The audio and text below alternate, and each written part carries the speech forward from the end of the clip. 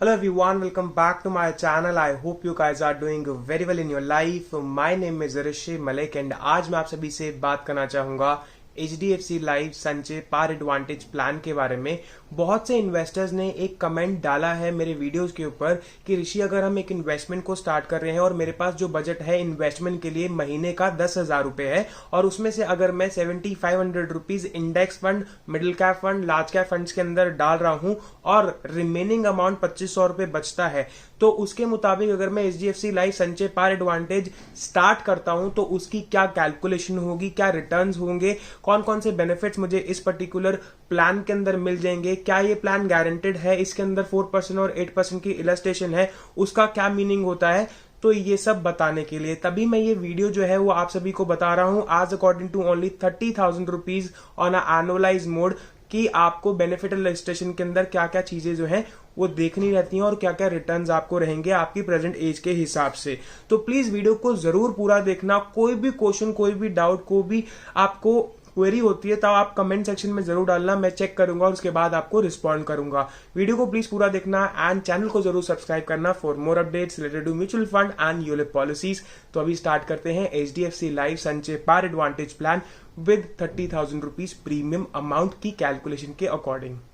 तो अगर बात करता हूं आज according to HDFC life Sanchay par advantage plan benefit illustration के हिसाब से यहां पर मैंने एज जो कंसीडर किया है 27 ईयर्स की है, उसी के मुताबिक होल लाइफ प्लान के अकॉर्डिंग 73 ईयर्स मेरा पॉलिसी टर्म है। इट मींस कि अगर मैं 12 साल प्रीमियम पे भी कर दूंगा उसके बाद भी अगर इस पर्टिकुलर प्लान को 73 ईयर्स तक चलाना चाहूं तो चला सकता हूं। आप सभी को बताना चाहूंगा जो मैंने प्रीमियम कंसीडर किया है आज according to your request is 30,000 rupees without GST। अगर आप GST की बात करते हो तो पहले साल जो हमारा GST जाता है वो 4.5% जाता है, सेकेंड ईयर ऑनवर्ड्स 2.25 हो जाता है, जिसके मुताबिक आपको मैं प्रीमियम दिखाऊंगा।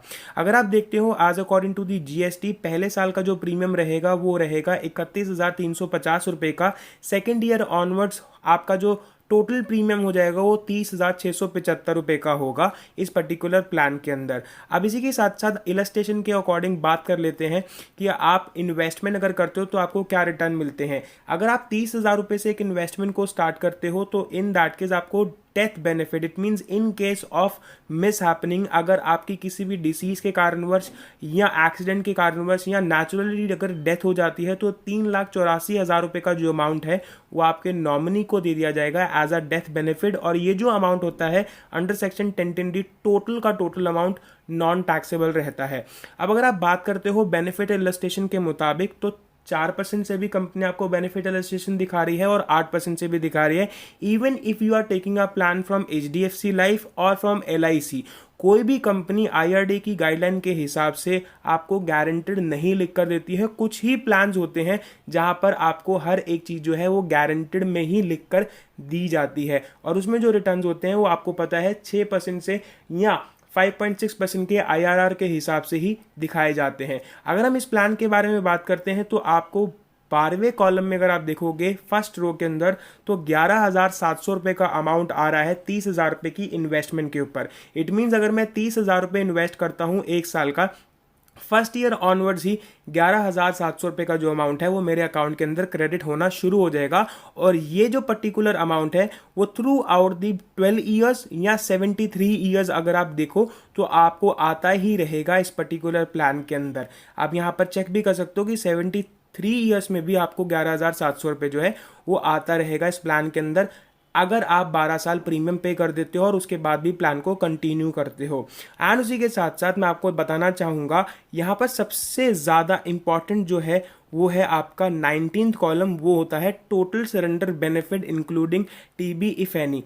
5th एंड 13 पांचवा जो कॉलम रहेगा वो गारंटेड सेक्टर का है और उसी के साथ साथ अगर आप बात करते हो नॉन गारंटेड सेक्टर के हिसाब से 13th कॉलम के मुताबिक लेट्स सपोज अब बहुत से इन्वेस्टर ये कहते हैं कि ऋषि मेरे पास 30,000 रुपए जो है वो आने वाले 3 साल के लिए तो है, चौथे साल में मैं प्रीमियम पे कर पाया नहीं कर पाया या 10वें साल में प्रीमियम पे कर पाया नहीं कर पाया, तो उस केस में मेरी पॉलिसी के साथ क्या होगा। मैं आप सभी को बता देता हूँ। लेट्स सपोज आपने जो प्रीमियम है वो पे किया 5 साल तक, नहीं तो 10 साल तक अगर हम कंसिडर कर लेते हैं, 10 साल के अंदर जो है वो आप पे कर दोगे 3 लाख रुपए का अमाउंट अपनी जेब से। लेट्स सपोज अगर आप कहते हो कि हाँ अब मुझे जो पैसे की है वो अब जरूरत है, सो इन दैट केस मेरा क्या कैलकुलेशन रहेगा? सिंपल सा कैलकुलेशन रहेगा। लेट्स सपोज आपके पास जो है वो 30,000 रुपए का अमाउंट है और आपने वो पे किया 10 साल के लिए, तो आपकी जेब से जो चला गया वो 3 लाख रुपए का अमाउंट हुआ। अब यहां पर कंपनी आपको 11,700 रुपए जो है वो भी पे करेगी 10 साल के लिए, राइट? अगर आप 11,700 रुपये ले रहे हो तो 1,17,000 रुपये आपने वापस भी ले लिया उस 3 लाख रुपए की अमाउंट में से। मतलब ये हुआ कि 1,17,000 रुपये अगर मैं 3 लाख रुपए में से माइनस कर देता हूं तो 1,83,000 रुपये की जो है वो टोटल इन्वेस्टमेंट हुई मेरी जेब से इस पर्टिकुलर प्लान में। अब अगर मुझे पैसे की जरूरत है तो इन दैट केस 2,80,500 रुपये 19th कॉलम में आप देख सकते हो, 2,80,500 रुपये का एग्जैक्ट अमाउंट जो है वो मैं इस पर्टिकुलर प्लान से निकालूंगा एज अ सरेंडर वैल्यू, और जो भी अमाउंट जो डिडक्ट होगी उसके बाद वो अमाउंट मेरे अकाउंट के अंदर क्रेडिट हो जाएगी। इसे कहते हैं surrender benefit. Surrender benefit basically means कि अगर मैं 12 साल से पहले प्लान में से पैसा निकाल रहा हूं, सो 19th कॉलम के मुताबिक मेरी इलस्ट्रेशन के हिसाब से, मेरी एज के हिसाब से, मेरे डेट ऑफ बर्थ के अकॉर्डिंग जो अमाउंट बनेगा वो मुझे कंपनी को पे करना ही पड़ेगा एज अ टोटल अमाउंट जो मुझे रिसीव करना है इस पर्टिकुलर प्लान के अगेंस्ट में। अब इसी के साथ साथ बहुत से इन्वेस्टर ये कहते हैं कि 4% और 8% की इलस्ट्रेशन जो है वो क्यों दी जाती है अगर ये प्लान गारंटेड है। मैं आप सभी को बता देता हूं, ये पर्टिकुलर प्लान जो है वो पार्टिसिपेटिंग प्लान है, गारंटेड प्लान नहीं है। अगर गारंटेड प्लान होता है तो इन दैट केस हर एक बेनिफिट जो है वो गारंटेड लिख के आता है आपकी इलस्ट्रेशन के ऊपर। ये एक पार्टिसिपेटिंग प्लान है। कंपनी की परफॉर्मेंस के मुताबिक कंपनी ये चीज बोल रही है आपको कि जो रिटर्न है वो 11,700 रुपए का आएगा, और अभी आ भी रहा है। ऐसा नहीं है कि कोई इन्वेस्टर अगर इन्वेस्टमेंट कर रहा है तो उनको रिटर्न नहीं मिल रहे हैं। बहुत से ऐसे इन्वेस्टर हैं जो बहुत सी स्क्रीनशॉट्स भेजते हैं हमें, जहां पे पता चल जाता है कि हाँ उनको रिटर्न मिल रहा है और वो सैटिस्फाइड है इस पर्टिकुलर प्लान से। बट मैं आपको फिर बोलना चाहूंगा ये एक पार्टिसिपेटिंग प्लान है, गारंटेड प्लान नहीं है। If someone is guiding you that this particular plan is a guaranteed plan, in that case आपको वो गलत बोल रहे हैं। ये एक पार्टिसिपेटिंग प्लान रहेगा HDFC लाइफ का संचय पार एडवांटेज। यहां पर और मैं आपको बताना चाहूंगा, लेट्स सपोज अगर आप एक इन्वेस्टमेंट करते हो 12 साल के लिए और मान लो कि आपको समय पर पैसे की जरूरत नहीं है एंड आप फाइनेंशियली स्ट्रांग हो, आपने कोशिश की कि हाँ मैं 25 साल तक प्लान को चला लेता हूं, तो 7,24,200 रुपए का जो टोटल अमाउंट है वो आपका बन जाएगा 25th ईयर में अगर आप इसको विड्रॉ करते हो by investing 1,83,000 rupees from your pocket. So it means कि अगर आप 1,83,000 रुपए भी इन्वेस्ट कर रहे हो और अगर 25 साल के लिए उस पर्टिकुलर पैसे को होल्ड कर रहे हो तो 7,24,200 रुपीज का जो अमाउंट है वो आपका बन जाएगा। मैं आपको एक रिक्वेस्ट करूंगा, प्लीज इस पर्टिकुलर प्लान को म्यूचुअल फंड इन्वेस्टमेंट से कंपेयर मत करना, बिकॉज वहां पर जो रिटर्न है दैट इज 15%, वहां पर जो रिस्क है वो भी ज्यादा है।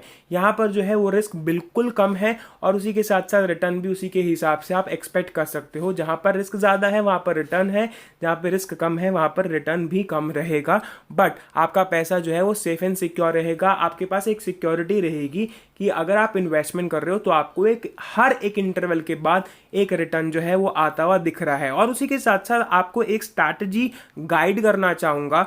लेट्स सपोज आपने 30,000 रुपए इन्वेस्ट करे और आपने सोचा कि 11,700 रुपए मेरे पास आ ही नहीं रहे हैं, या आप ये भी सोच सकते हो कि मैं उनको लायबिलिटी पे ना लगा के अगर अपने फ्यूचर सेविंग्स के लिए एक और इन्वेस्टमेंट स्टार्ट कर देता हूं 11,000 रुपए की हर एक एनुअलाइज ईयर के मुताबिक म्यूचुअल फंड में, तो वहां से अगर आप एक्सपेक्ट करते हो 10% का भी रिटर्न और यहां पर अगर आपको 6.7% या 7% का भी रिटर्न मिल जाता है IR के हिसाब से, तो आपका जो टोटल एवरेज रिटर्न हो जाएगा वो 17% का हो जाएगा। एक ही प्लान से आप दो चीजें जो है वो इनिशिएट कर सकते हो अगर आप एक इन्वेस्टमेंट करना चाहो इस तरीके से भी। ये एक स्ट्रैटेजी है जो मैं आप सभी को बता रहा हूं।